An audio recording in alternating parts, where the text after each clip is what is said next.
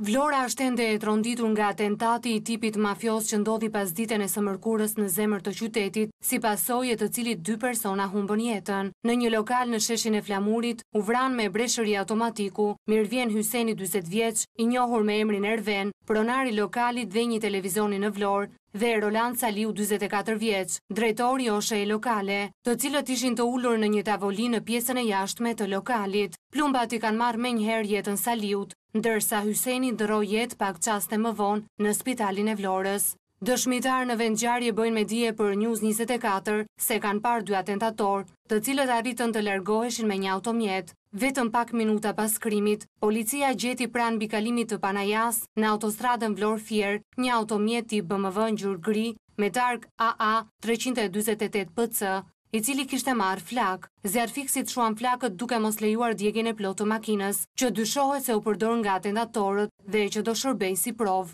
Nga hetimet rezulton se mjeti autorëve ishte I vjedhur jashtë vendit dhe targa dyshohen të jenë të falsifikuara. Mirvjen Hyseni dyshohet të ketë qenë objektive atentatit, ndërsa deri më tani 11 persona janë marrë në pyetje për vrasjen e 2 fisht. Hetimet e policisë janë përqendruar në disa pista, mes tyre në të shkuarën e 40 vjeçarit, veçanërisht gjatë kohës që jetonte jashtë Shqipërisë, por po hetohet edhe pozicioni I tij si drejtues televizioni, apo lidhja e tij me çështjen e masakrës së Çoles, pasi ai ishte I afërm I njërit prej viktimave të asaj ngjarjeje.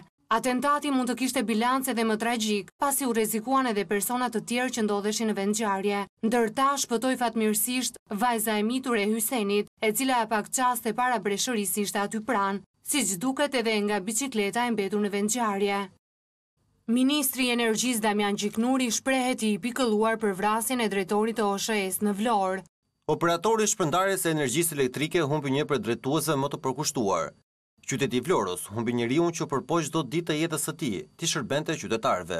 Lutjet shkojnë për shpirtin e tij që prehet në paqe dhe për familjen, që Zoti t'i jap forcë në momentin më të vështirë të jetës së tyre. Lamtumiri dashur Landi.